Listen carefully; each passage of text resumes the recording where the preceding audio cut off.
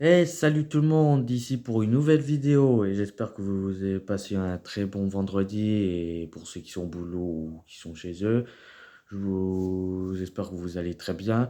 Après un mois pour la deck profile que je vous ai présenté à propos de mon deck Dinomorphia, on va changer un peu de concept de vidéo. On va dire que je vous fais une présentation d'un deck qui remonte il y a 15 ans en arrière.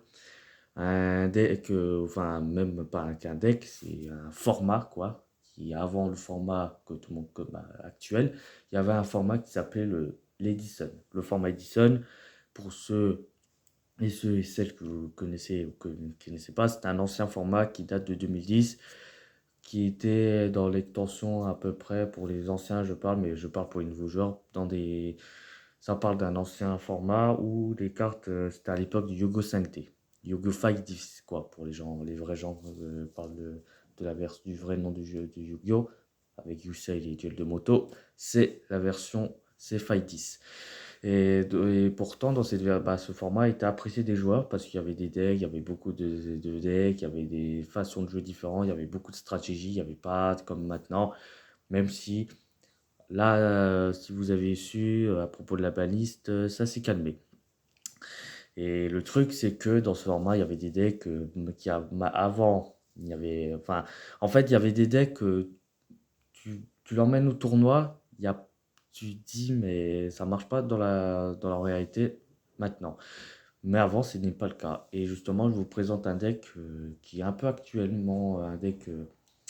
C'est pas un deck enfin, qui est un deck comme Yusei, vous attendez pas un deck Yusei, Jack Atlas ou Crow, même si les ailes noires, en parlant dans des decks ailes noires, il y avait ce deck-là en question, il y avait d'autres decks aussi, il y avait les Sabrix, il y avait vraiment des decks, des decks centrés sur les synchros, les cartes blanches. Euh, un peu comme ces cartes-là. Bon, je vois. Ah, pardon, c'est une fusion. Ces cartes blancs en fait. Euh, Attendez, un peu des cartes comme ça, blanc. Bon, je vous spoil un peu, mais là, par exemple, en termes de synchro, c'est les cartes blanches, en fait. C'est, c'est un peu là qui a révolutionné le jeu card Yu-Gi-Oh! Dès qu'elles sont arrivées en 2018. 8, pardon, désolé. Et le deck que je vous présente, c'est un deck spécial, un deck qui est fort aussi. Spécial, quand je dis spécial, c'est un deck qui n'est pas avec des synchros, des compos synchros simplement. C'est un deck qui s'appelle les Machina Gadget. Alors, Machina Gadget, alors déjà, par où commencer? Machina Gadget, les gadgets, c'est un archétype concentré sur des monstres machines. C'est un deck machine qui joue autour du béton. En gros, c'est un deck qui peut faire des OTK, mais ça peut orienter sur un espèce de anti-méta et du contrôle. Et OTK aussi. Et en gros, le deck, il est sympa à jouer dans le format Edison, même s'il y a certaines contraintes dans ce deck, il y a des faiblesses, mais ça reste quand même un bon deck dans ce format-là. Pas forcément dans le format, même si vous inquiétez pas, même si vous allez me dire que le format Edison n'existe pas, il y a des gens, il y a des tournois, il y a des sites sur des Discord ou quoi que ce soit, qui organisent des tournois Edison comme des formats GOAT, mais ça, je vous en peux. Mais ça, je suis pas trop expert, mais je préfère plus le format Dyson, quoi. Même si le format Code est très intéressant. Pour le moment, je suis pas un format qui m'intéresse, quoi. On va dire que j'ai pas toutes les cartes. Bref, passons à la vue de la vidéo, le concept, le corps de la vidéo, le noyau, quoi, si vous pourrez faire pour les francophones. Le deck, profile, Machina Gadget. Alors, déjà, on joue 3 forteresses et 3 ravitailleurs Mechabot. Alors pour les gens qui jouent maintenant ou pas, c'est des cartes que vous connaissez pour les Earth Machine. Mais avant que Earth Machine existe, il y avait ce deck-là précis, Machina Gadget. En gros, c'est des monstres qui sont sortis du deck de structure, du deck Dévastation Mechabot. Dévastation Mechabot, un deck de structure qui a donné du peps au deck machine, particulièrement les gadgets.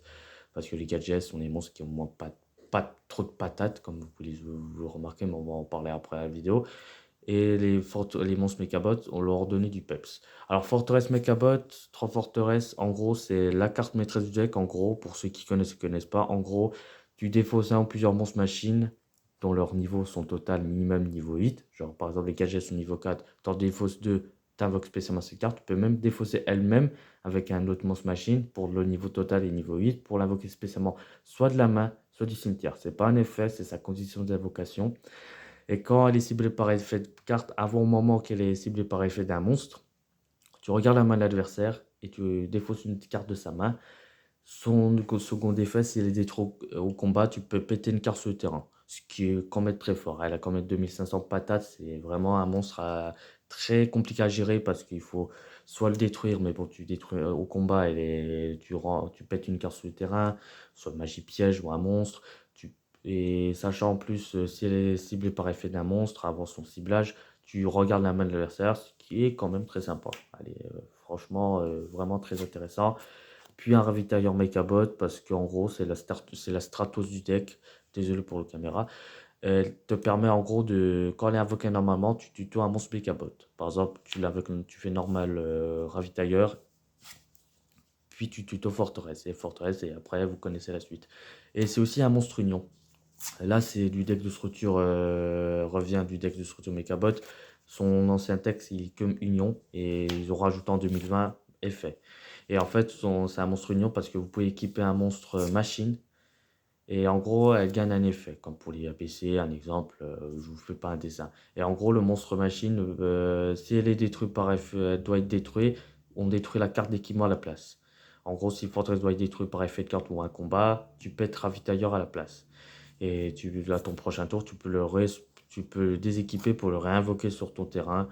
Voilà. Tu peux pas faire l'effet en même temps, au moment que tu as activé son effet de l'équiper. Mais elle te protège, ça fait de l'attaque, parce qu'elle a quand même 2100 points d'attaque, 1800 points d'attaque, ce qui est vraiment trop fort. Bon, malgré qu'elle a zéro défense, mais ça, c'est un petit détail à faire très attention.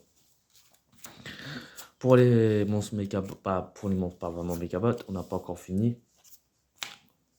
Alors, on a ça qu'on joue, Force et Mediator. Alors, Force Mechabot, vous allez me dire, pour ceux qui.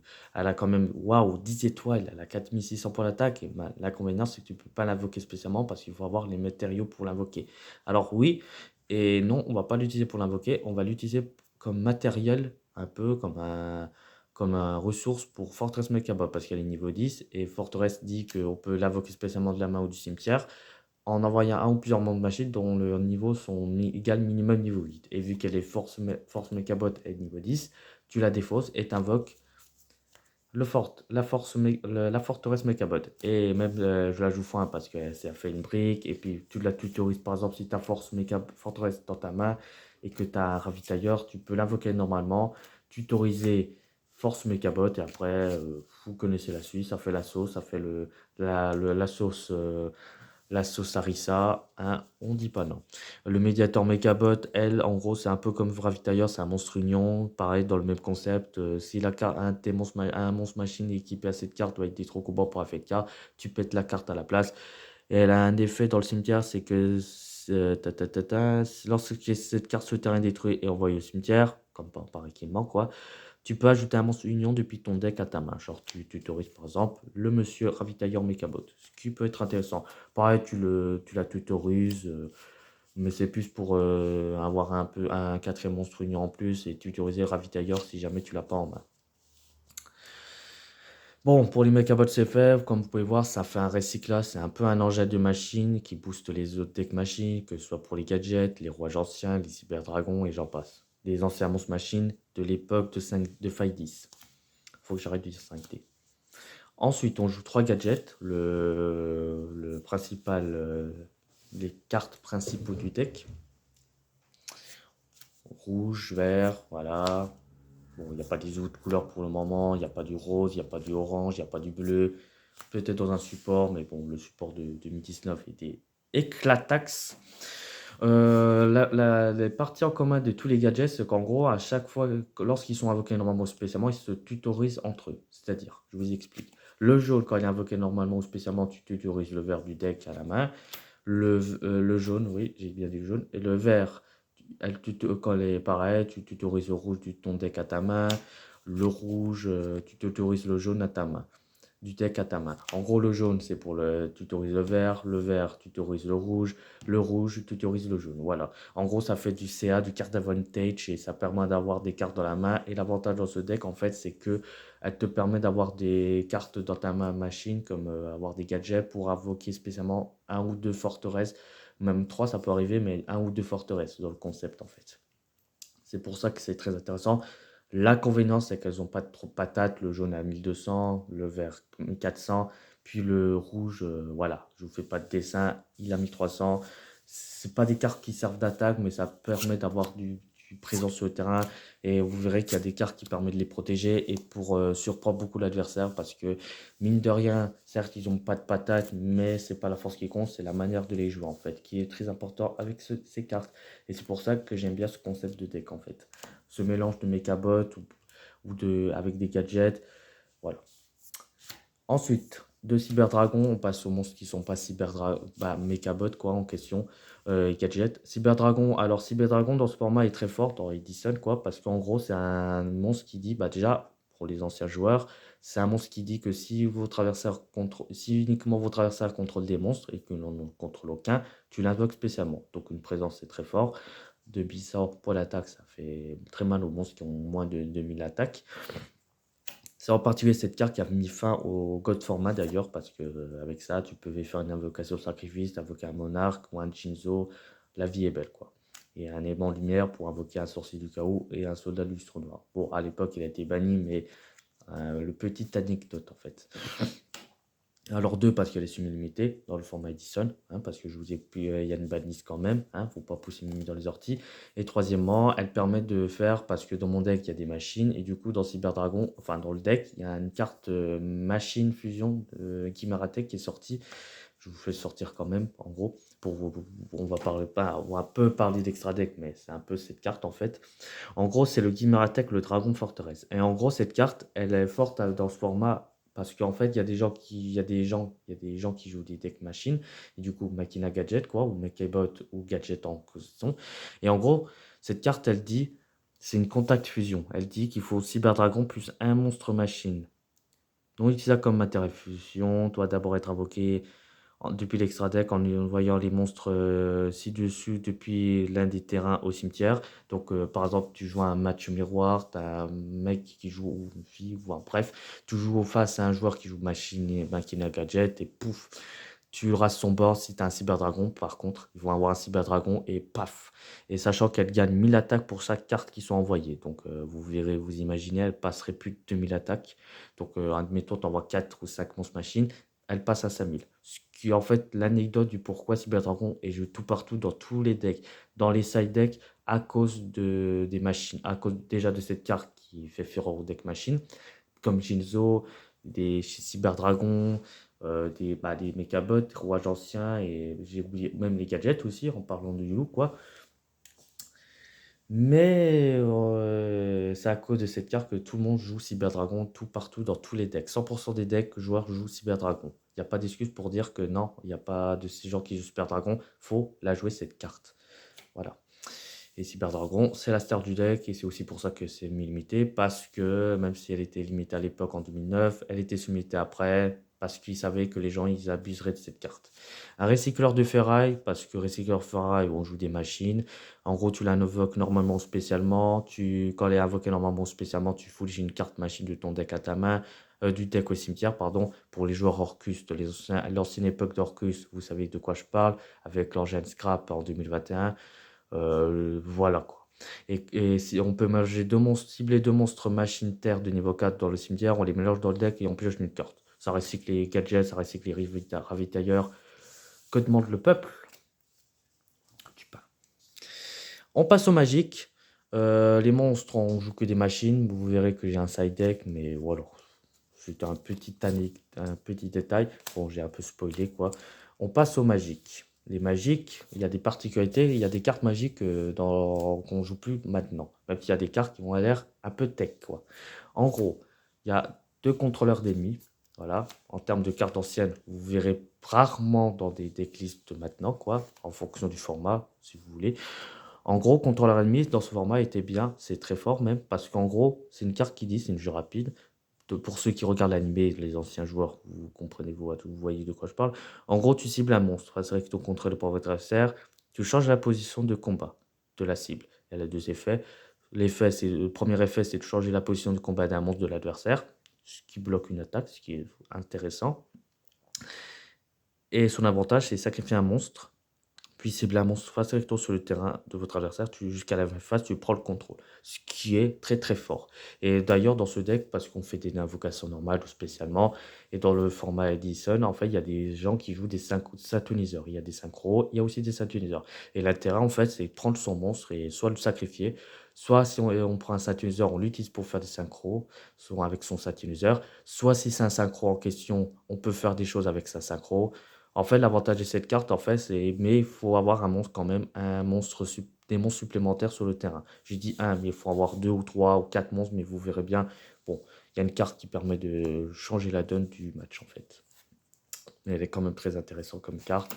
Il y a des gens, il y a rarement des gens qui la jouent, mais quand même, ça peut surprendre. Ça surprend, et même si les gens connaissent cette carte. Une autre carte que les gens, qui était il y a des années, il y a presque 20 ans, cette carte, Pot d'avarice. Ciblez 5 cartes dans votre cimetière, tu les mélanges dans le deck et tu pioches 2 cartes. Avec notre deck, on fait défausser, défausse, on a beaucoup de cartes machines dans le cimetière.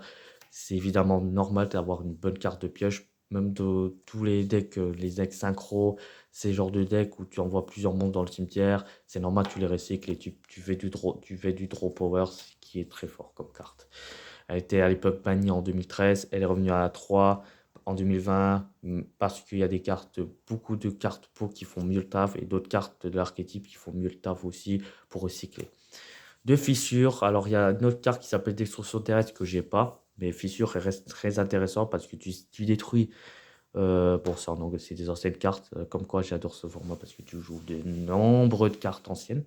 En gros, tu détruis un monstre face rétro contrôlé par votre adversaire. Avec l'attaque la plus basse en cas d'égalité, vous choisissez. En général, tu pètes le monstre qui est le plus fort sur le terrain ou le plus faible. Quelle importance, son monstre n'est plus sur le terrain. Quelle carte très fort. Une autre carte, justement, on parle de gadget. En fait, avec ça, bon, c'est limité, je vous rassure. Faut pas pousser mes Medazorti avec les cyberdragons. Vous imaginez quoi, ça peut faire quoi, hein, les chiméras TK. En gros, c'est une magie rapide, limite à removal jusqu'à la fin de ce tour. Double attaque de tous les monstres machines que vous contrôlez. Actuellement, durant la phase et ce tour, détruisez ces monstres. Donc vous imaginez les gadgets à plus de 2000 attaques, ça fait très mal. Pour après, ils sont détruits à la phase. Mais voilà, c'est le contrepartie, mais ça permet de faire facilement des OTK et aussi surprendre l'adversaire parce qu'il va s'attendre que ces monstres à son terrain puissent détruire les gadgets par combat, mais si c'est un limiteur removal, je ne fais pas un scénario. 10 fonds d'espace mystique, je vous dis pas le dessin. En gros, tu cibles une magie piège sur le terrain, tu la pètes, voilà, vous regardez l'animé, vous connaissez l'ancien format. Ça fait le café dans cette époque, quoi. Même dans certains, ça arrive, mais c'est rare. Violent Orage. Alors déjà, c'est une carte qui fait partie des cartes qui sont bannies, mais dans le format, en fait, il n'est pas banni, elle est plus limitée, ce qui est aussi logique, normal, quoi. En gros, tu détruis tous les magies pièges sur le terrain. Voilà, tu pètes tous les magies pièges. Et il y a un autre truc que j'ai oublié de vous préciser, il faut faire très attention parce qu'il y a des gens qui jouent des cartes comme des contre-pièges. Bon, il y a Jugement solennel, il n'y avait pas des Iron Thunder, enfin j'en passe, il n'y avait pas de Negev, mais on avait une carte qui s'appelle le chemin du poussière d'étoile qui permet de contourner le violent orage. C'est précisé, c'est juste pour vous préciser, il faut faire très attention en jouant cette carte. Mais elle est quand même très forte. Un sacrifice inutile parce qu'on envoie des cartes du deck au cimetière, des monstres du deck au cimetière, pratique pour nos monstres en fait.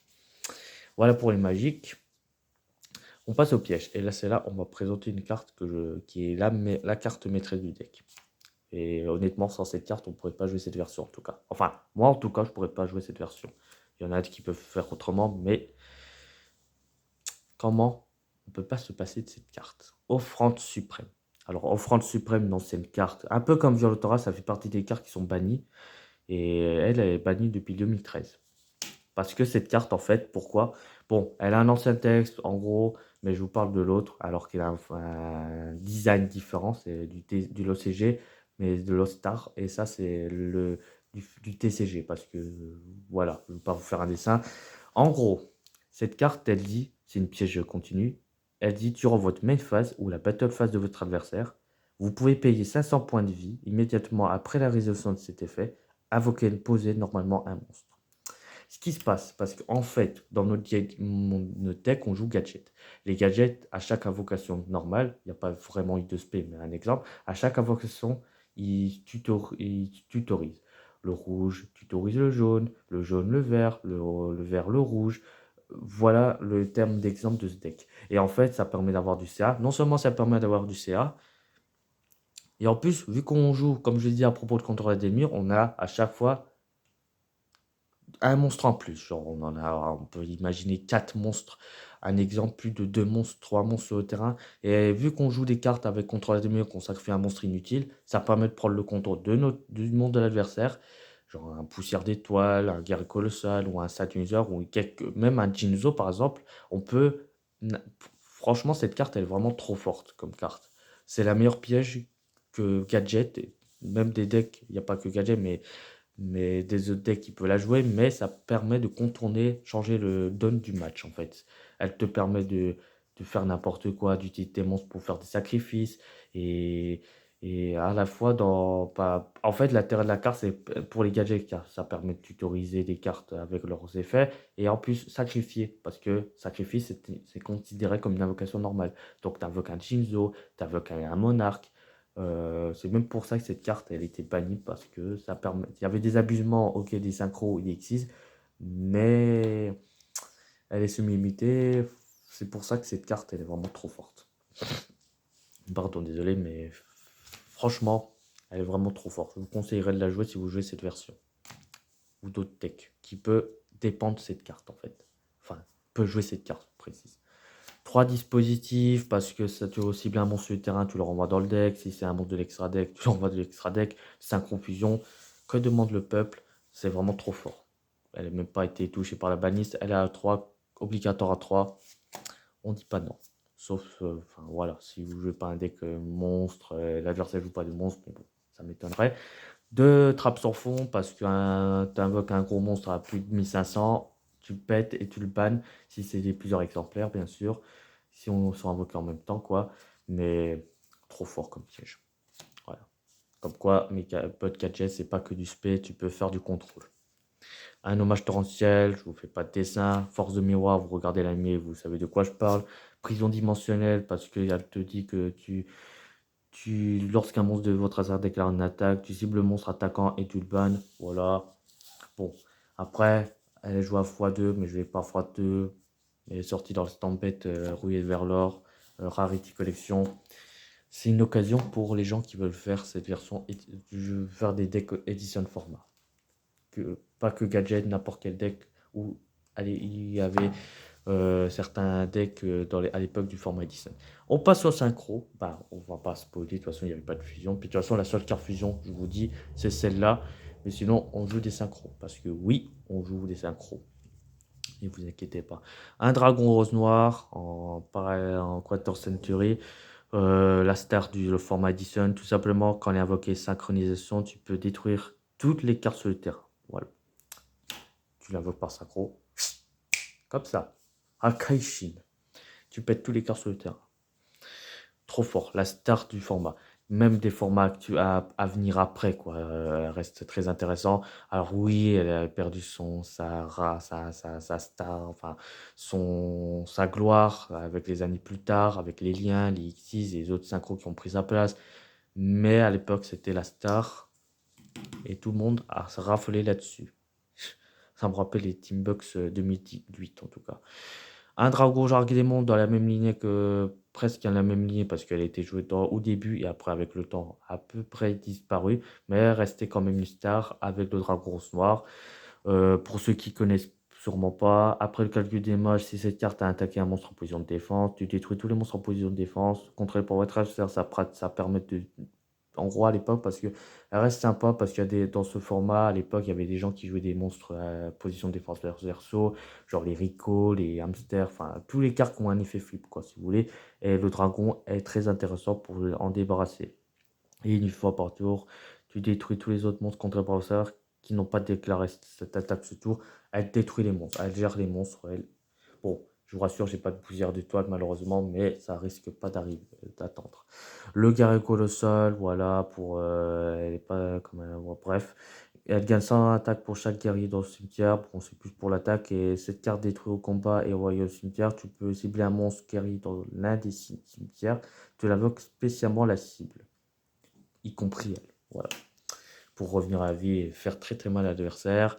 Le Kalidor, voilà, tu auras la damage pet, si tu combats un monstre dont tes ténèbres, tu détruis le monstre.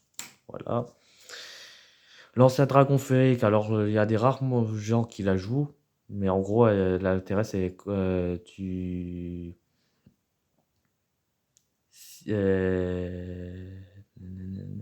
tu invoques spécialement le monstre d'une vocade de ta main, une fois par tour, ce qui est très fort. Dans notre deck surtout, en particulier.